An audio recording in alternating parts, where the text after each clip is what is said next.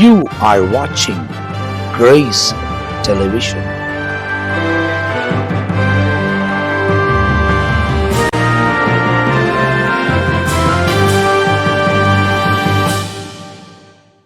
ஆண்டவரும் அருமை இரட்சகராக இயேசு கிறிஸ்துவின் நாமத்தினால் உங்கள் யாவரையும் நாங்கள் அன்போடு கூட வாழ்த்துகிறோம், உங்களை வரவேற்கின்றோம். தேவனுடைய பெரிதான கிருபையால் சுவிசேஷம் என்ற இன்னொரு பகுதியில் உங்களை சந்திப்பதிலே நாங்கள் மிகுந்த மகிழ்ச்சி அடைகிறோம். தொடர்ந்து இந்த சுவிசேஷத்தை உங்களுக்கு போதிப்பதில் ஆண்டவர் எங்களுக்கு தந்திருக்கிற கிருபைகளுக்காக நான் கர்த்தரை ஸ்தோத்திரிக்கிறேன். தேவனால் பயன்படுத்தப்படுகிற தேவனுடைய ஊழியக்காரர்கள், தேவனுடைய திருசபையை நடத்தக்கூடியவர்கள் பரிசுத்த ஆவியின் உதவியை கொண்டு நம்மோடு கூட இந்த வசனங்களை போதிக்கிறார்கள். எனவே இந்த பகுதி போன பகுதியின் தொடர்ச்சியாக இருக்கிறது. எனவே நாம் மத்திய எழுதின சுவிசேஷம் 5ஆம் அதிகாரத்தில் நாம் வசனங்களை தியானித்து கொண்டு வருகிறோம். போன முறை 20ஆம் வசனம் வரை நாம் தியானித்திருக்கிறோம். இந்த பகுதியில் 21ஆம் வசனத்திலிருந்து 26ஆம் வசனம் வரை ஒரு பகுதியை குறித்து மத்தேயு தன்னுடைய சுவிசேஷத்தில் எழுதி வைத்திருக்கிறார். வசனங்களை முதலாவது நாம் வாசிக்க கேட்க போகிறோம். நம் மத்தியிலே ரெவரண்ட் ஜான் பீட்டர் ஐயா அவர்கள் வாசிப்பார்கள். மத்தேயு சுவிசேஷம் 5ஆம் அதிகாரம் 21 முதல் 26 வரை. கொலை செய்யாதிருப்பாயாக என்பதும், கொலை செய்கிறவன் நியாயத்தீர்ப்புக்கு ஏதுவாய் இருப்பான் என்பதும் பூர்வத்தாருக்கு உரைக்கப்பட்டதென்று கேள்விப்பட்டிருக்கிறீர்கள். நான் உங்களுக்கு சொல்லுகிறேன், தன் சகோதரனை நியாயமில்லாமல் கோபித்துக் கொள்பவன் நியாயத்தீர்ப்புக்கு ஏதுவாய் இருப்பான். தன் சகோதரனை வீணன் என்று சொல்லுகிறவன் ஆலோசனை சங்க தீர்ப்புக்கு ஏதுவாய் இருப்பான். மூடனே என்று சொல்லுகிறவன் எரி நரகத்திற்கு ஏதுவாய் இருப்பான். ஆகையால் நீ பலிபீடத்தில் உன் காணிக்கையை செலுத்த வந்து உன் பேரில் உன் சகோதரனுக்கு குறை உண்டென்று அங்கே நினைவு கூறுவாயானால், அங்கேதானே பலிபீடத்தின் முன் உன் காணிக்கையை வைத்து விட்டு போய் முன்பு உன் சகோதரனோட ஒப்புரவாகி பின்பு வந்து உன் காணிக்கையை செலுத்து. எதிராளி உன்னை நியாயாதிபதியினிடத்தில் ஒப்புக்கொடாமலும் நியாயாதிபதி உன்னை சேவகனிடத்தில் ஒப்புக்கொடாமலும் நீ சிறைச்சாலையில் வைக்கப்படாமலும் இருக்கும்படியாக நீ உன் எதிராளியோடு வழியில் இருக்கும்போதே சீக்கிரமாய் அவனுடனே நல்மனம் பொருந்தாவிட்டால் நீ ஒரு காசும் குறைவின்றி கொடுத்து தீர்க்கும் மட்டும் அவ்விடத்திலிருந்து புறப்பட மாட்டாய் என்று மெய்யாகவே உனக்கு சொல்லுகிறேன். மெய்யாகவே உனக்கு சொல்லுகிறேன் என்று இந்த பகுதி முடிக்கப்படுகிறது. என்ன சொல்லியிருக்கிறார் என்பது நம்ம வாசித்திருக்கிறோம். இந்த காரியங்களை குறித்து முதலாவது நம்ம மத்தியில ரெவரண்ட் மெல்கிசேதக் அவர்கள் பகிர்ந்து கொள்வார். பிரியமானவர்களே, வாசிக்கப்பட்ட வேத வசனத்தை தெளிவாக கேட்டோம். மலையின் பிரசங்கத்துல இயேசு தொடர்ச்சியாக தமது ஜனங்களை நோக்கி பேசுகிறதான அடுத்த தலைப்பு என்னன்னு சொன்னால், கோபித்து கொள்ளுதல். கோபத்தை தன்னுடைய சகோதரிடத்திலே காண்பிக்கிற காரியங்கள். இது எவ்விதமாக வேதத்துல குறிக்கப்படுகிறது என்பதை குறித்து இங்க தெளிவாக நாம் பார்க்கிறோம். கொலை செய்யாதிருப்பாயாக, கொலை செய்கிறவன் நியாய தீர்ப்புக்கு ஏதுவாய் இருப்பான் என்பதும் பூர்வ காலத்தாருக்கு உரைக்கப்பட்டது என்றும் கேள்விப்பட்டிருக்கிறீர்களே. அப்படின்னு சொன்னால் யாத்திராகமம் 20ஆம் அதிகாரம் 13ஆம் வசனத்துல ஆண்டவர் 10 கற்பனைகளை கொடுக்கும் பொழுது கொலை செய்யாதிருப்பாயாக என்று சொன்னார். இப்போ வேத பாரகரும் பரிசேயரும் இந்த கற்பனையை வெளிப்புற செயலாக மட்டுமே அவர்கள் கருதினார்கள். ஆனால் இயேசு இங்கே பேசுகிற காரியம் என்னென்று சொன்னால், ஒரு மனுஷனுடைய கோபத்தின் நிமித்தம் உள்ளான காரியங்களிலே ஏற்படுகிற இந்த வைராக்கியங்கள் எதிலே போய் முடியும் என்பதை குறித்து ஆண்டவர் உள்நோக்கத்தோடு கூட இங்கே பேசுகிறார். ஆகையினால்தான் இங்க நம்ம பார்க்கும் பொழுது மனசாட்சியை நாம் சுத்தமுடையவர்களாக, உண்மையான ஒரு சிநேகம் உள்ளவர்களாக நாம் இருக்க வேண்டும். இது எதை காட்டுதான்? மனிதர்களுடைய சட்டப்படியையும் வெறுப்பும் கோபம் அது கொலைக்கு ஒப்புவிக்கிற ஒரு இருதயமாக இயேசு இங்கே சொல்லுகிறார். அதனால்தான் 1 யோவான் 3ஆம் அதிகாரம் 15ஆம் வசனத்துல ஆண்டவர் விதமாய் சொல்றாரு, தன் சகோதரனை பகைக்கிற எவனும் மனுஷ கொலைபாதகனாய் இருக்கிறான். மனுஷ கொலைபாதகனோ அவனுக்குள் நித்திய ஜீவன் இராது என்று அறிவீர்கள்.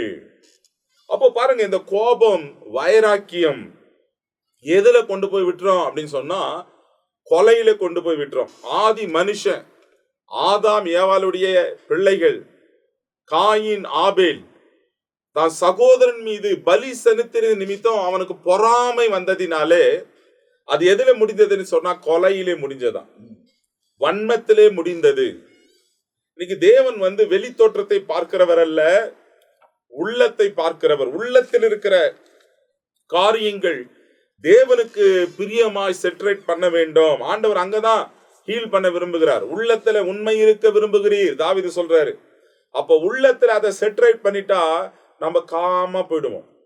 புதிய ஏற்பாட்டுல அநேக ஊழியர்களுக்கு சொல்லுகிற அந்த வார்த்தைகள் எல்லாம், கோபம் கொண்டாலும் பாவம் செய்யாதே, சொற்களின் மிகுதியால் பாவம் இல்லாம. கோபத்தினாலே நம்ம என்ன பேசுறோம் சில பேருக்கு தெரியாது. வார்த்தைகளை கொட்டி விடுவார்கள். அதனுடைய முடிவு என்னவா இருக்கணும்? அவங்க வார்த்தை ஜாலத்தினாலே கொலையில முடிகிற அநேக காரியங்கள் இருக்கிறது.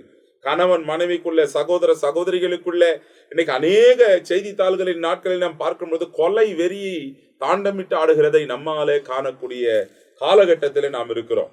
ஆனபடினால ஆண்டவர் இதை உள்நோக்கத்தோடு பார்க்கிறார். உள்ள எப்படி நாம செட்ரேட் பண்ண வேண்டும் என்று சொல்லி ஆண்டவர் சொல்லி 21 வசனத்துல சொல்கிறார் பாரு, நான் உங்களுக்கு சொல்லுகிறேன், தன் சகோதரனை நியாயமில்லாமல் கோபித்துக் கொள்ளுகிறவன் நியாய தீர்ப்புக்கு ஏதுவாயிருப்பான்.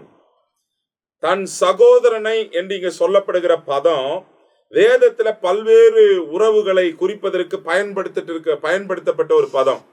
அந்த வார்த்தையின்படியே அதன் அர்த்தத்திலே நாம் எடுத்தால் அது உடன் யூதனையோ அல்லது உடன் கிறிஸ்தவனையோ அல்லது உடன் சக மனிதர்களையோ குறிப்பதாக இருக்கிறது. இவங்களை தான் நம்ம சகோதரர்கள். இப்போ அன்பா நம்ம பேசுறோம், கிறிஸ்துவுக்குள் அன்பான சகோதர சகோதரிகள் என்ற நம்ம இன்னைக்கு யார நம்ம குறிக்கிறோம்? குடும்பத்தார சொல்லலாம், சொந்த ஜனத்தை சொல்லலாம், அல்லது மற்ற மனிதர்களையும் நாம் இவ்விதமாக சொல்லலாம். ஒரு சகோதரர் ஊழியக்காரர் என்ன பண்ணாரா, டிவியில் இப்படிதான் பேசினாராம், எனக்கு அன்பான சகோதர சகோதரிகளே, உங்களுக்காக நாங்கள் ஜெபிக்க இருக்கிறோம் அப்படின்னு சொன்னு. அவர் கேஜிஎஃப்க்கு வந்த பொழுது அந்த ஊழியக்காரர் யாரிடத்துல அன்பாவே பேசல. டிவியில் அவ்வளோ அன்பா பேசினவரு ஒருத்தருக்கும் ஜபம் பண்ணல. நீங்க என்னை அங்க பாருங்க இங்க பாருங்கன்னு அன்பா நினைச்சு, அன்பா பேசினார் என்று நினைச்சு டிவியில பார்த்தது நிமித்தம் நேரடியில் அவரை சந்திக்க முடியல, ஆலயத்துக்கு அவரை பார்க்க முடியல என்று சொல்லி அநேக பின்மாற்றத்திலேயும் போயிருக்கிற காரியம் நம்மால பார்க்க முடிகிறது. வேதம் சொல்லுகிறது, காண்கிற சகோதரத்தில் ஒருவன் அன்பு கூறாவிட்டால் காணாத தேவனிடத்தில் எப்படி அன்பு கூறுவான்? அப்ப ஆண்டவர் இங்க சொல்லும் பொழுது ஒரு காரியத்தை அருமையாய் சொல்றான், நியாயமில்லாமல் கோபித்துக் கொள்ளுகிறவன். அப்ப நியாயத்தோடு கோபித்துக் கொண்டா ஆண்டவர் பர்மிட் பண்றாரு. இயேசுவும் சம்டைம்ஸ் என்ன பண்ணாரு, தேவாலயத்துக்கு போது ஜாட்டி எடுத்தாரு, கோபப்பட்டாரு. சில பேர் நினைச்சாங்க கிறிஸ்துவங்க கோபப்படக்கூடாது, வைராக்கியமா இருக்கக்கூடாது. நியாயம் இல்லாமல், வசனம் சொல்லுது பாருங்க, நியாயம் இல்லாமல் கோபித்துக் கொள்ளுகிறவன் நியாய தீர்ப்புக்கு ஏதுவா இருப்பான். இப்ப நிறைய பேர் குற்றம் சொல்வதற்கு தான் வச்சுக்குவாங்க. ஊழியக்காரு கோபமா இருக்கலாமா, விசுவாசிங்க அவங்க கிட்ட பேசாம இருக்கலாமா, இவங்க கிட்ட இப்படி இருக்கலாமா அப்படின்னு சொன்னா, நியாயம் இல்லாம அநீதியாய் நடக்கிற விதத்துல ஆண்டவர் விலகிருன்னு சொல்றாரு. அப்ப நியாயமா ஒருத்தர் நடந்தா அவங்களோடு நம்ம பகைக்க கூடாது, அவர்களோடு ஐக்கியமா இருக்க வேண்டும். அந்த கோபம், கசப்பு, வன்மத்தை எடுத்து விட வேண்டும். ஆண்டவர் அதுதான் இங்க சொல்றாரு. அப்ப நியாயமா இருந்தால் ஆண்டவரை சில நேரத்துல அதை அனுமதிக்கிறார். நியாயம் இல்லாமல் இருக்கும் என்று சொன்னால் ஆண்டவர் அதை ஒத்துக்கொள்வதில்லை. அப்போ இங்க நம்ம வசனத்துல நம்ம பார்க்கும் பொழுது, நான் உங்களுக்கு சொல்லுகிறேன், தன் சகோதரனை நியாயம் இல்லாமல் கோபித்துக் கொள்ளுகிறவன் நியாய தீர்ப்புக்கு ஏதுவாயிருப்பான். தன் சகோதரனை வீண் என்று சொல்லுகிறவன் ஆலோசனை சங்க தீர்ப்புக்கு ஏதுவாயிருப்பான். அவன் பிறந்ததே வேஸ்ட். சில பேர் சொல்லுவாங்க, வேஸ்ட் பாவன், வீண் என்று சொல்லுகிறவர்கள். அப்ப பிறரை அவமதிக்கிறதான ஒரு வார்த்தை, மற்றவங்களை கேவலமா பேசுகிறதான ஒரு வார்த்தை, மூளை இல்லாத, மற்ற தகுதி இல்லாத என போடப்படும். வீண் அப்படின்னு சொன்னா கிரேக்கத்துல ராகா என்று சொல்லுகிற வார்த்தை பயன்படுத்தப்படுகிறது. ராகா, ராகா என்று சொன்னால் மூளை இல்லாத, தகுதி இல்லாத என்ற பொருள். அப்பதான் சகோதரனை பார்த்து மூளை இல்லாதவங்க, அவங்க பாத்திரவான்களா இல்லை அப்படின்ட்டு யாரையும் நாம் வீண் என்று சொல்லக்கூடாது. வீணாக அவமதிக்க கூடாது.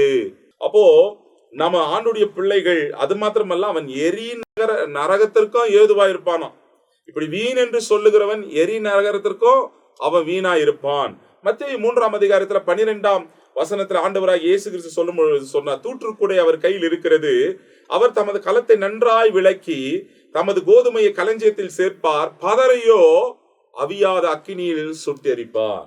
அப்போ ஆண்டவர் என்ன பண்ணுவார்னா, சுத்தப்படுத்தி நம்ம தெரிந்து, அதாவது பதரையோ அவியாத அக்கினியிலே சுட்டெரிப்பார். ஜீவ புஸ்தகத்துல, நம்ம வெளிப்படுத்தல் புஸ்தகத்துல கூட 20ஆம் அதிகாரம் 15ஆம் வசனம் சொல்லுகிறது, ஜீவ புஸ்தகத்தில் பேர் எழுதப்பட்டவனாக காணப்படாதவன் எவனோ அவன் அக்கினி கடலிலே தள்ளப்படுவான். அப்போ அக்கினி கடலிலே நம்ம ஒருத்தர் தள்ளப்படுறோம்னா, சகோதரனை வீண் என்று சொல்லுகிறவன் எரி நரகத்திற்கு ஏதுவாய் இருப்பான். அந்த எரி நரகத்துக்கு நாம் தப்பித்து கொள்ள வேண்டும் என்று சொன்னால், மற்றவரிடத்துல சந்தோஷமாய் சமாதானமாய் ஐக்கியமாய் இருப்போம். நியாயம் இல்லாமல் கோபித்துக் கொள்ளாதிருங்கள். நியாயத்தோடு எந்த ஒரு காரியத்தோடு நியாயத்தோடு இருக்கும் என்றால் ஆண்டவர் அதை அனுமதிக்கிறார். நியாயமில்லாமல் வீண் என்று சொல்லுகிறவர்கள் எரி நரகத்திற்கு நாம் பார்த்திருவோம். அதிலிருந்து தப்பித்துக் கொள்வோம், நம்மை சுத்தமானாக காத்துக்கொள்வோம். இந்த வசனத்தில் உள்ள சில காரியங்களை நாம் தியானித்துட்டு வரோம். ஆவியானவர் நம்மோடு கூட இடைப்பட்டுட்டே வராரு. இதுல இன்னும் கூடுதலான தகவல், இதுல ஏறக்குறைய 6 வசனங்கள். இந்த 6 வசனத்தில் இன்னும் கூடுதலான தகவலை நம்ம மத்தியில பிஷப் ரெவரண்ட் பென்னி ஏசாயா நம்மோடு கூட பகிர்ந்து கொள்வார்கள். இந்த 6 வசனத்துல கொலை செய்யாதிருப்பாயாக என்பதும், கொலை செய்கிறவன் நியாய தீர்ப்புக்கு ஏதுவாயிருப்பான் என்ற வார்த்தைகளை பார்க்கும்போது, அடுத்து சகோதரனை நியாயம் இல்லாமல் கோபித்துக் கொள்ளுகிறவன் நியாய தீர்ப்புக்கு ஏதுவாயிருப்பான். 2வது. 3வது, தன் சகோதரனை வீணன் என்று சொல்லுகிறவன் ஆலோசனை சங்க தீர்ப்புக்கு ஏதுவாயிருப்பான். மூடனே என்று சொல்லுகிறவன் எரி நரகத்திற்கு. இந்த வார்த்தையை வாசிப்பது ரொம்ப பயமாயிடுச்சு. என்னன்னு கேட்டா, எத்தனை முறை முட்டாள், யூஸ்லெஸ் அப்படின்ட்டு எல்லாம் நம்ம சொல்லியிருக்கோம். ஆனா வசனம் சொல்லுது, சகோதரனை மூடன் என்று சொன்னால் அவன் எங்க போகணுமா? எரி. அப்போ எவ்வளவு பயங்கரமான தீர்ப்பு பாருங்க. இதெல்லாம் சொல்லிட்டு அடுத்து என்ன சொல்லப்பட்டிருக்குது, ஆகையால் 23வது வசனம், நீ பலிபீடத்திற்கு உன் காணிக்கை செலுத்த வந்து. அடுத்த வார்த்தை தான் ரொம்ப முக்கியமான வார்த்தை. உன் பேரில் உன் சகோதரனுக்கு குறைவுண்டு என்று அங்கே நினைவு கூறுவாகில். உன் சகோதரனுக்கு உன் பேரில் குறை. அவனாக்க நான் தப்பு செய்யிட்டேன்னு சொல்லிட்டு என்னுடைய சகோதரனுக்கு என் மேல குறை. அவனாக்க சகோதரன் மேல குறை இல்லை, அவனுக்கு என் மேலதான் குறை அப்படின்னு சொன்னா நான் போயிட்டு அங்க மன்னிப்பு கேட்கணும். அதான் ரொம்ப முக்கியமான வார்த்தை. அப்போ அங்க முதலாவது போய் என்ன செய்யணும்னு கேட்டா, பலிபீடத்துக்கு முன்பாக உன் காணிக்கை வைத்து விட்டு முன்பு போய் உன் சகோதரனுடைய ஒப்புரவாகி பின்பு வந்து உன் காணிக்கை செலுத்து. அப்படின்னாக்க என்ன அர்த்தம்? என் சகோதரனுக்கு என் மேல ஏதோ ஒரு குறை இருக்கு, அதாவது அவன் தான் தப்பு பண்ணியிருக்கான். அவன் தப்பு பண்ணியிருந்தாலும் போயிட்டு அவன் தப்பை மன்னிச்சுட்டு வா அப்படின்றது தான் இதுல ரொம்ப முக்கியமான ஒரு வார்த்தை. ரோமர் 12வது அதிகாரம் 17-18 வசனத்தை நாம் வாசித்து பார்ப்போம் என்றால், ஒருவனுக்கும் தீமைக்கு தீமை செய்யாதிருங்கள், எல்லா மனுஷருக்கும் முன்பாகவும் யோக்கியமானதை செய்ய நாடுங்கள், கூடுமானால் உங்களான மட்டும் எல்லா மனுஷரோடும் சமாதானமாயிருங்கள். அப்ப ஆண்டவர் அதான் சொல்றாரு. அங்க அவன் தான் தப்பு பண்ணிட்டான், நீ போயிட்டு என்ன செய்ய, அந்த தப்பை மன்னிச்சுட்டு அதன் பிறகு என்ன செய், இங்க காணிக்கை செலுத்து, கூடுமான வரையிலும் யாவரோடும் சமாதானமாயிருங்கள். யாக்கோபு 5வது அதிகாரம் 16வது வசனத்தை நீங்க வாசித்து பார்ப்பீர்கள் என்று சொன்னால், நீங்கள் சுத்தமடையும்படிக்கு உங்கள் குற்றங்களை ஒருவருக்கொருவர் அறிக்கையிட்டு, உங்கள் குற்றங்களை ஒருவருக்கொருவர் அறிக்கையிட்டு ஒருவருக்காக ஒருவர் ஜெபம் பண்ணுங்கள். நீதிமான் செய்யும் ஊக்கமான வேண்டுதல் மிகவும் பலனுள்ளதாக இருக்குது. அப்ப என்ன செய்யணும்னு கேட்டா, இங்க தெளிவாய் ஆண்டவர் சொல்லுகிறது என்ன, ஒப்புரவாகணும், உன் சகோதரனிடத்துல ஒப்புரவாகணும். அதை தான் யாக்கோப்புக்கு சொல்லும் போது, நீங்கள் சொஸ்டம் அடையும்படி, நீங்கள் ஆவிக்குரிய வாழ்க்கையில குணம் அடையும்படிக்கு நீங்க என்ன செய்யணும், உங்கள் குற்றங்களை ஒருவருக்கொருவர் அறிக்கை செய்து, ஐயா நான் இந்த தப்பு பண்ணிட்டேன் என்ன மன்னியும்ட்டு நான் அடுத்தவங்கிட்ட சொன்னோம், அடுத்தவன் தப்பு என்கிட்ட சொல்லி என்ன மன்னியும் அப்படின்ட்டு ஒருவருக்கொருவர் என்ன செய்யணும், அறிக்கையிட்டு ஒருவருக்கொருவர் ஜெபம் பண்ணுங்கள் அப்படின்ட்டு வசனத்துல இருக்குது. நீதிமான் செய்யும் ஊக்கமான ஜெபம் அது மிகவும் பலனுள்ளதாய் இருக்கிறது. மத்தேயு 18வது அதிகாரத்தை எடுத்துக்கொள்ளலாம். மத்தேயு 18வது அதிகாரத்தில் குறிப்பாய் என்னை பொறுத்தவரையில் நான் இந்த வேதத்தை ஆராய்ந்து பார்க்கும்போது நம் மலை பிரசங்கம் இருக்கு அல்லவா, நம் மலை பிரசங்கம் மத்தேயு 5, 6, 7 அதிகாரத்தில் அந்த மலை பிரசங்கத்தை ஆண்டவர் சொல்லிட்டு இதை சுவிசேஷத்தின் ஒரு இன்ட்ரடக்ஷன் போல, முன்னுரை போல இந்த 5, 6, 7 அதிகாரங்கள் இருக்குது. மீதி இருக்க அதிகாரங்களை வாசித்து பார்க்கும்போது நம் மலை பிரசங்கத்தின் விரிவான காரியங்களை வேதத்திலே பல இடங்களிலே ஆண்டவர் சொல்லியிருக்கார். அதை தான் மத்தேயு 18வது அதிகாரம் 15வது வசனத்திலிருந்து சற்றே வாசித்து பார்க்கலாம். உன் சகோதரன் உனக்கு விரோதமாக குற்றம் செய்தால், நன்றாய் கவனிங்க, உன் சகோதரன் உனக்கு விரோதமாய் குற்றம் செய்தால் அவனிடத்தில் போய் நீயும் அவனும் தனித்திருக்கையில் அவன் குற்றத்தை அவனுக்கு உணர்த்து. என்ன செய்ய வசனம் தெளிவா சொல்லுது, உன் சகோதரன் உனக்கு விரோதமாய் குற்றம் செய்திருந்தா அவன் தனியா இருக்கும்போது அவன் குற்றத்தை போயிட்டு என்ன செய், உணர்த்து. இரண்டாவது, அவன் உனக்கு செவி கொடுத்தால் உன் சகோதரனை ஆதாயப்படுத்தி கொண்டாய். அப்ப உன் சகோதரனை ஆதாயப்படுத்தி, அவன் குற்றம் செய்தான், நீ உணர்த்தின, நீ அவனுக்கு போயிட்டு தெளிவுபடுத்தும் போது அவன் உணர்த்தப்பட்டால் செவி கொடுத்தால் உன் சகோதரனை ஆதாயப்படுத்தி, அத நீ என்ன செய்த, அவனை ஆதாயப்படுத்திட்ட, அவன் தப்பு செய்தான், உணர்த்தின, திருந்திட்டான், அப்போ உன் சகோதரனை என்ன செய்த, ஆதாயப்படுத்தி கொண்டாய். அவன் செவி கொடாமல் போனால் 2-3 சாட்சிகளுடைய வாக்கினாலே சங்கதிகள் எல்லாம் நிலைவரப்படும்படி 2 உன்னுடனே கூட்டி கொண்டு போ. தனியா போ. அவன் கேட்டான்னா அவனை ஆதாயப்படுத்திக்கிட்ட, அவன் கேட்கலன்னா 2 சாட்சியோடு கூட என்ன பண்ணு, அங்க போயிட்டு அவங்க கூட பேசு. அடுத்து வாசிக்கலாம். அவர்களுக்கும் அவன் செவி கொடாமல் போனால் அதை சபைக்கு தெரியப்படும். அதை சபைக்கு அதன் பிறகுதான் எங்க வரணும், வெளியே வரணும். ஆனா இன்னைக்கு அப்படி வருதுன்னு நினைக்கிறீங்களா? இல்ல. எடுத்த உடனே தூற்றிட்டு வந்துடுறது, அவன் இந்த தப்பு பண்ணிட்டான், அவன் இந்த தப்பு செய்யிட்டான் அப்படின்னு. ஆனா எப்போ சபைக்கு வரணும் அப்படின்னு கேட்டா, நீ போயிட்டு அவனுக்கு உணர்த்து. அவன் உணர்த்தப்பட்டா அந்த ஆத்துமாவை நீ ஆதாயப்படுத்தி கொண்டாய். அப்படி அவன் கேட்கலன்னா 2 சாட்சியோடு கூட போயிட்டு அவங்கிட்ட பேசு. அப்போ அது பேசி அவன் ஏற்றுக்கொள்ளாவிட்டா அதன் பிறகு என்ன செய்யணும், சபைக்கு என்ன பண்ணும், தெரிவிக்க வேண்டும். அடுத்து வாசிக்கலாம். சபைக்கும் செவி கொடாதிருப்பானால், அவன் சபைக்கும் அடங்கல, செவி கொடுக்கல அப்படின்னு சொன்னா அவன் உனக்கு அஞ்ஞானியை போலவும் ஆயக்காரனை போலவும் இருப்பானாக. அவ்வளவுதான். இப்ப யாரு அந்நியன் ஆயிட்டான், இப்போ அவன் அந்நியனை போலவும் இருப்பான், ஆயக்காரனை போல இருப்பான் என்று சொல்லப்பட்டிருக்குது. இப்ப என்ன அர்த்தம் அப்படின்னு கேட்டா, ஒரு மனிதன் தவறு செய்வான் என்றால் ஆண்டவருடைய போதனை என்ன, போயிட்டு அவனுக்கு என்ன பண்ணு, உணர்த்தி காட்டு. ஆகவேதான் நீங்க சொல்லப்பட்டிருக்கிறது என்ன, அப்படி உனக்கு சகோதரன் பேர்ல ஒரு வெறுப்பு அல்லது ஒரு கசப்பு இருக்குனாக்கா போயிட்டு அவங்ககிட்ட என்ன செய், ஒப்புரவாகிட்டு வந்துரு என்று சொல்லிட்டு, ஒப்புரவாகிட்டு வந்த பிறகு அங்கேதானே பலிபீடத்திற்கு முன்பாக உன் காணிக்கை வைத்து விட்டு, காணிக்கை போட்டு இல்ல, வைத்து விட்டு முன்பு உன் சகோதரன் ஒப்புரவு ஆவறதுக்கு முன்ன நீ வந்தீனா காணிக்கை போடுறதுக்கு அதை வைத்து விட்டு நீ போய் சொல்லப்பட்டதெல்லாம் செஞ்சுட்டு ஒப்புரவாயிட்டு வந்து அப்புறமா இந்த காணிக்கை செலுத்து. அவன் செய்த தவிர 2 சாட்சியோடு கூட போயிட்டு என்ன பண்ணு, நிரூபிச்சு காட்டு. அதையும் அவன் ஏற்றுக்கொள்ளனாக்கா பிறகு அதை சபையில கொண்டு வந்து நிறுத்து. சபையிலையும் அவன் நிறுத்தி அவன் ஒப்புரவாகாவிட்டால் அவன் அப்படியே விட்டுரு. அப்போ உன் பேரில் உன் சகோதரனுக்கு குறைவு உண்டு என்று சொன்னால் அதை உணர்த்த வேண்டியது உன் கடமை. இதுதான் இதனுடைய ஒரு தெளிவாய் காணப்படுகிறது.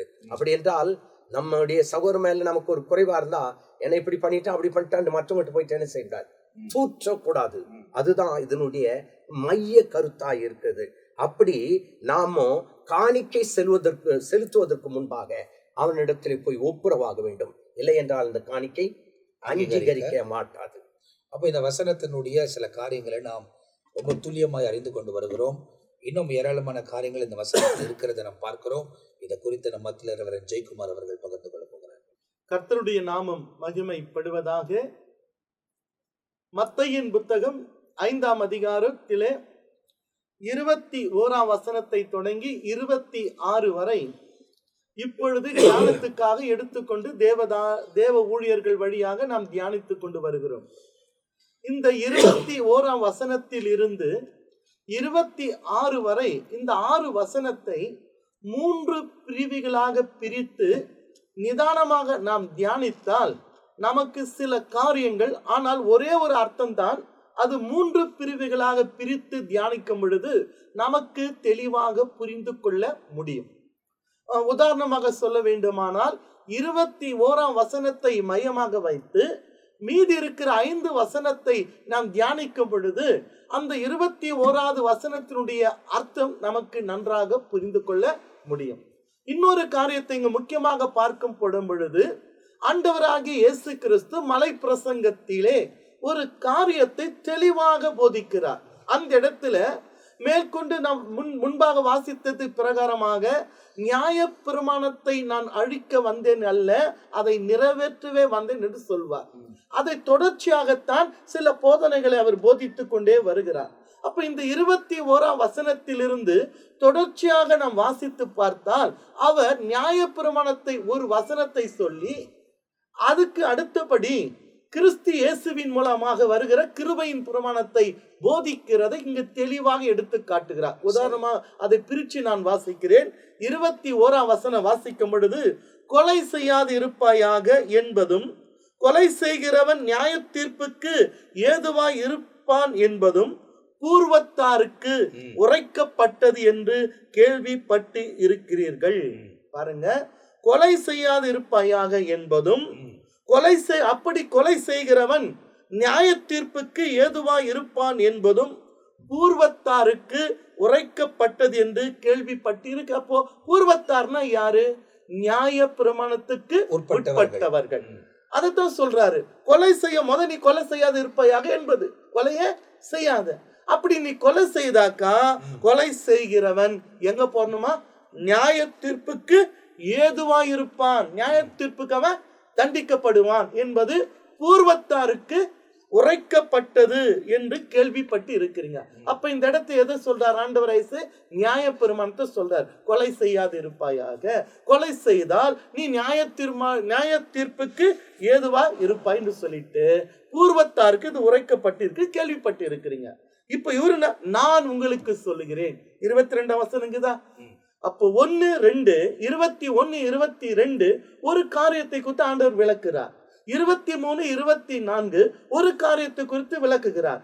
25, 26 ஒரு காரியத்தை குறித்து விளக்குகிறார். அப்ப முதல் 21, 22 கொலை செய்யாது இருப்பாயாக, கொலை செய்கிறவன் நியாய தீர்ப்புக்கு எதுவாக இருப்பான் என்று பூர்வத்தாருக்கு உரைக்கப்பட்டு கேள்விப்பட்டு இருக்கிறீங்க. நான் உங்களுக்கு அப்ப நான் யாரு? கிருபையின் பிரமாணம். அவர் என்ன? இப்ப நியாய பிரமாணம் என்ன சொல்லுகிறது, கிருபையின் பிரமாணம் என்ன சொல்ல செய்கிறது என்பதுதான் இதனுடைய அர்த்தமா இருக்குது. நான் உங்களுக்கு சொல்லுகிறேன், தன் சகோதரனை நியாயம் இல்லாமல் கோபித்துக் கொள்கிறவன் நியாய தீர்ப்புக்கு ஏதுவாய் இருப்பான். பாருங்க, நியாய பிரமாணத்திலே கொலை செய்யாது இருப்பாயாக, கொலை செய்கிறவன் நியாய தீர்ப்புக்கு ஏதுவாய் இருப்பான் என்று பூர்வத்தாருக்கு உரைக்கப்பட்டு நீங்க கேள்விப்பட்டிருக்கியா. நான் உங்களுக்கு என்ன சொல்றேன்னா, கிருபையின் பிரமாணம் பேசுது.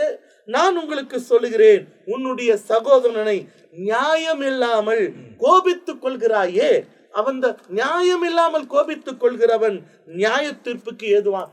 எப்படி நியாயப்பிரமாணத்தின்படி கொலை செய்யாது இருப்பாயாக, கொலை செய்கிறவன் நியாய தீர்ப்புக்கு ஏதுவாய் இருப்பான் என்பதை போல பூர்வத்தாருக்கு உரைக்கப்பட்டது என்று கேள்விப்பட்டு இருக்கிறீங்க.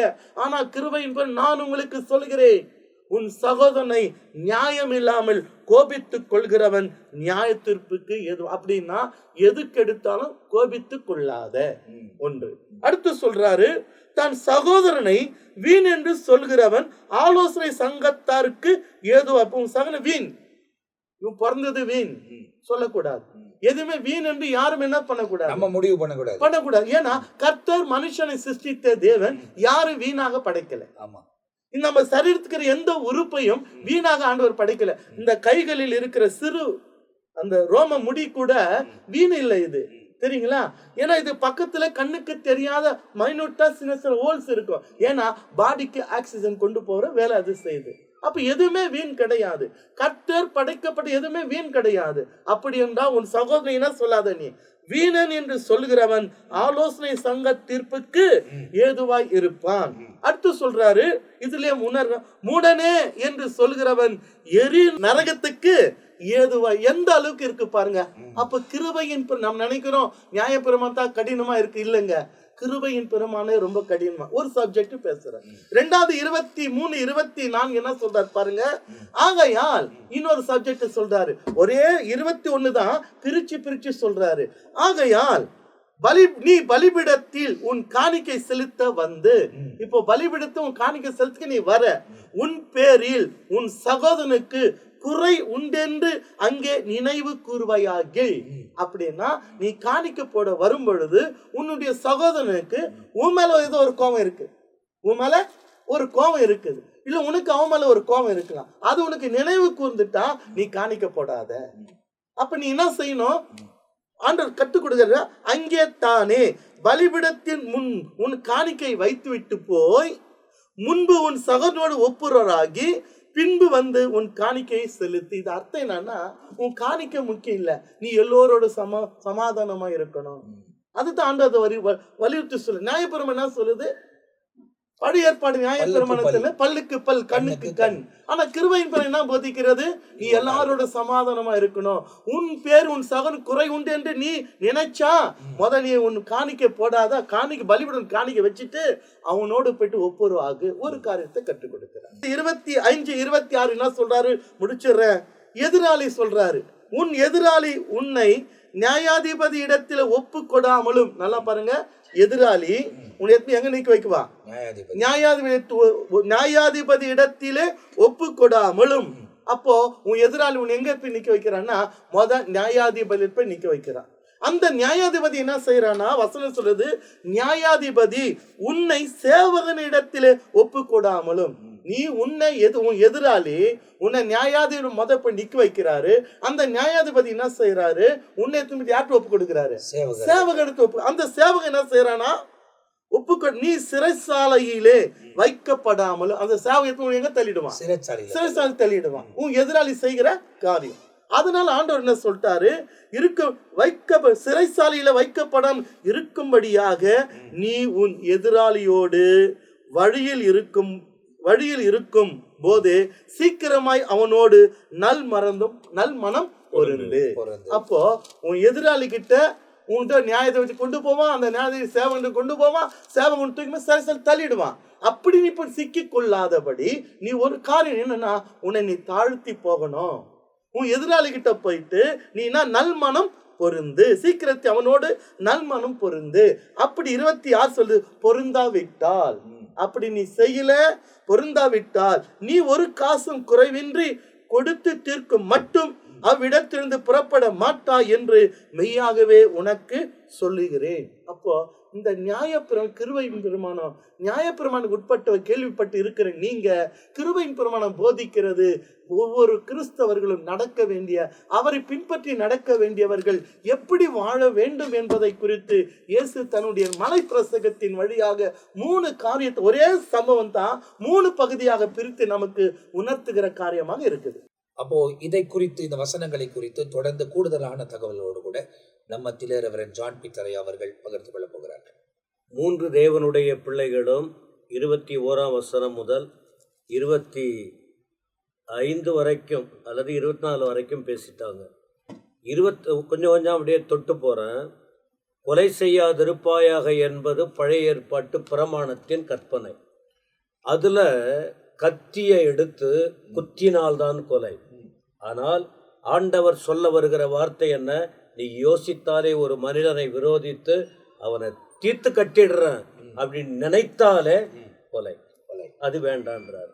உள் வாழ்க்கை மாற்றம். 2வது, சரி, அப்ப இந்த கொலை வெறி என்பது என்னது? மாம்ச கிரியை. சரி, ஆவிக்குரியவனுக்கு அந்த தன்மை வராது. மாம்ச கிரியை உள்ளவன் அவன் அப்போ உலகத்தோட ஒத்து வாழுகிறவன். கிறிஸ்துவ வச்சிருக்கிறான், ஏற்றுக்கொண்டிருக்கிறான், கிறிஸ்துவுக்காக வாழவில்லை. அப்போ மாம்சத்தின் கிரியை என்பது எதை குறிப்பிடுகிறேன்? கலாத்தியர் 5 21. மாம்சத்தின் கிரியைகள் என்று வரிசைப்படுத்தி கூறும்போது அதுல ஒரு வார்த்தை சொல்லப்பட்டிருக்கும், கொலைகள். இப்போ கொலை என்பது ஆண்டவர் மனிதனை படைத்தார். இப்போ மனிதனை படைச்சிட்டு அவனை வாழ வைக்கணும்னு யோசிக்கிறார். தேவன் படைத்த மனிதனை கொலை செய்வதற்கு நீ யார்? அதனாலதான் அது கூடாது. நீ நினைச்சாலே உனக்கு அது அது அவனுக்கு பிரச்சனை இல்லை. ஒருவேளை அவங்க நம்மளோட பிறந்திருந்தா கூட அவங்கள கர்த்தர் கொண்டு வந்திருக்கிறார், அவ்வளவுதான். சரி, சகோதரன் சொல்லியிருக்க, எந்த சகோதரன்? உடன் பிறந்த சகோதரனும் மற்றவர்களும் சகோதரன் தான். தேவன் தம்முடைய பிள்ளைகளுக்கு சுட்டி காட்டும் போது மற்றவளை சகோதரனாய்ப்பார், ஒரு தகப்பனாகப்பார், உன் சகோதரியாகப்பார், அவருடைய ரத்தத்தால் மீட்கப்பட்டவர்களை உன் சகோதரராக பாருதான் சொல்றாரு. அப்போ தன்னுடைய தாயின் வயிற்றில் பிறந்தவர்கள் மட்டுமல்ல, மற்றவர்களும். அப்போ அந்த சிந்தனை முதலாவது ஜாக்கிரதையா இருக்கணும். யார் மீதும் அந்த கொலை வெறித்தனமாக மற்றவங்க பண்றது பேசுறது பிடிக்காது. ஆனால் நாம் இந்த வசனத்தை உணர்வோமானால் நாம் நம்முடைய வாழ்க்கையை சரிப்படுத்தி கொள்ள முடியும். மாம்ச கிரிய இருக்கிறவன் அந்த உணர்வோடு இருந்து கொண்டே இருப்பான். அவன் கத்தி எடுத்து குத்த மாட்டான், நாள் வரும்போது காலவாரி விட்டுருவான். அவனுடைய வெறித்தன செயல் அது கூடாது. ரெண்டாவது ஒண்ணு, இந்த கொலைன்னு சொல்றமே, அது என்ன? அது பொதுவா ரத்தம், கொலை செஞ்சா என்ன ஆகும்? ரத்தம் வரும். ரத்தத்தை தொட்டால் என்ன சொல்லுவாங்க? தீட்டு. ரத்தத்தை தொட்டால் தீட்டு. அப்போ இந்த ஆண்டவர் சொல்லுகிற விஷயம் என்ன? அந்த நீ உன் உள்ளத்துல வருகிறது தான் உனக்கு தீட்டு, நீ அது அல்ல. அப்போ ஆண்டவர் மார்க் 7ஆம் அதிகாரத்தின் 21ஆம் வசனத்துல சொல்லும் போது, மனுஷனுடைய வாயிலிருந்து புறப்படுறது, நீ சாப்பிடுவது, அதெல்லாம் தீட்டு அல்ல, நீ இருதயத்திலிருந்து புறப்படுகிறது. அப்ப என்ன சொல்றாரு? இயேசு கிறிஸ்துவை உள்ளத்துல ஏற்றுக்கொண்டவர்கள் இப்ப இங்க பிரசங்கத்தை பண்ணுகிறார். நாள் வரும்போது என்ன சொல்றாரு? இந்த இயேசு உள்ளத்தில் வந்து விட வேண்டும், உள்ளத்துல வரணும். இப்ப இயேசுவானவர் உள்ளத்தில் வந்த பிறகு அந்த இயேசு கிறிஸ்துவின் குணாதிசயம் இருதயத்தின் ஆழத்திலிருந்து புறப்பட வேண்டும். மனுஷீக செயல்கள் தீட்டாக வெளிப்பட கூடாது. இது அடுத்த வார்த்தை 22ல கோபம். நியாயம் இல்லாமல், நியாயமா கூட இருக்கலாம், நியாயம் இல்லாம கூட இருக்கலாம், அது பிரச்சனையாய் மாறிவிடக்கூடாது. இப்போ கோபம் வருந்தான் மனிதருக்கு. வேதாகமத்தில் கோபப்பட்ட தேவ பிள்ளைகள் இருக்காங்க. மோசே கோபப்பட்டார். ஆனா அவருடைய கோபம் அவருடைய அழைப்புக்கும் பிரச்சனையாய் வந்து விட்டது. அவர் ஆண்டவர் கொடுத்த வாக்கு தத்தத்தின் தேசத்திலே பிரவேசிக்க முடியாத தன்மை வந்து விட்டது. இதெல்லாம் நமக்கு ஒரு எச்சரிப்பு. சரி, நம்முடைய ஆண்டவர் இந்த போதனையை கொடுத்தாரு. இந்த போதனையை கொடுத்தவரே ஒரு சந்தர்ப்பத்துல கோபப்பட்டார். வெளிப்படையான, அவர் மறைவாக கடிந்து கொண்ட விஷயங்களும் இருக்கிறது, அல்லது வெளிப்படையா அவர் கோபத்தை வெளிப்படுத்துற விஷயம். ஏன்னு சொன்னா, தெய்வீகம் பாதிக்கப்பட்டால் ஆண்டவருக்கு கோபம் வரும். தெய்வீகம் பாதிக்கப்பட்டால், அன்றைக்கும் சரி இன்றைக்கும் சரி, சத்தியத்துக்கு விரோதமாய் செயல்பட்டால், பரிசுத்த குலைச்சல் உண்டானால், கர்த்தருக்கு அவமானத்தை கொண்டு வந்தால், தேவ நாமத்துக்கு மகிமையாய் வாழாமல், மனுஷிகத்திலே உலகத்திலே தங்களுக்கு பெருமையை தேடிக்கொண்டு, கிறிஸ்தவத்துக்கு விரோதமாக, வேதத்துக்கு விரோதமாக, ஆலயத்துக்கு விரோதமாக, அபிஷேகத்துக்கு விரோதமாக, அவருடைய பரலோகத்துக்கு விரோதமாக, ரட்சிப்புக்கு விரோதமாக, தெய்வீகத்திற்கு விரோதமாய் ஒருவன் மனுஷிக காரியத்திற்கு செயல்பட்டு அவமானத்தை கொண்டு வந்தால் கோபம் வரும் என்பதற்கு அவர் சவுக்கை கையில் எடுத்து அவர் விரட்டி அடித்ததை, தேவனுடைய வீட்டை கள்ளர் குகையாய் மாற்றின போது அவர் கோபப்பட்டிருக்கிறார். ஆண்டவர் சாந்தம் உள்ளவர், பொறுமை உள்ளவர் தான். ஆனா அதே நேரத்தில் அவர் கோபத்தை வெளிப்படுத்துகிறார். கோபம் நமக்கு கூட நியாயமா வரலாம். ஆனா இந்த கோபம் நம்முடைய குடும்பத்தை பாதிக்க கூடாது, நம்முடைய சபையை பாதிக்க கூடாது. எபேசியர் 4:26 நீங்கள் படித்து பார்த்தால், ஒருவேளை உனக்கு கோபம் வரலாம், என்ன ஆகணும் தெரியுமா? பொழுது போவதற்குள்ளே அந்த கோபம் போயிடணும். அதான் கிறிஸ்தவம். தேவனை அறியாத மக்கள் ஒரு வாரம், ஒரு மாதம், பல நாட்கள் வைத்துக்கொண்டு பழி வாங்குவாங்க. இந்த செயல்கள் கூடாது. நரகத்துக்கு யார் போவாங்க? யார் நரகத்துக்கு போவாங்க? தேவனுடைய விருப்பம் இல்லாத காரியத்தை அவ்வளவு இல்ல, தேவனை மறந்து வாழுறவன். சரி. சங்கீதம் 9:17 துன்மார்க்கரும் தேவனை மறக்கிற அனைவரும் நரகத்துக்கு போயிடுவாங்க.